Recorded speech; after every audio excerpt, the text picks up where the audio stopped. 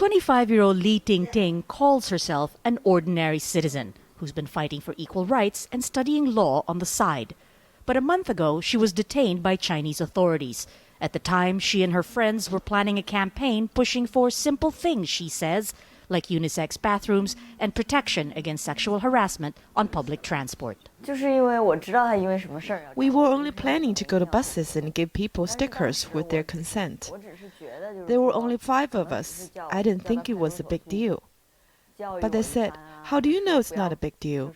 Those street peddlers got arrested for disturbing social order." It seemed they were really nervous about it. I didn't expect to be arrested.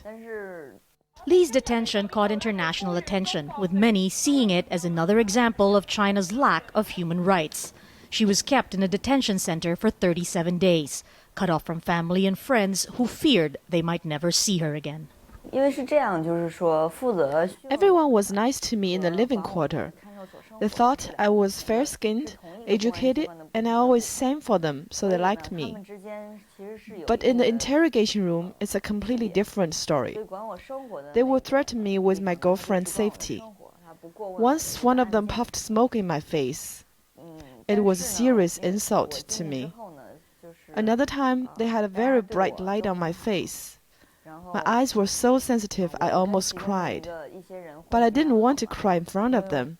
I didn't want to show my weakness. If I cried, they would laugh at me, so I held back my tears. Li is now out on bail pending further investigation.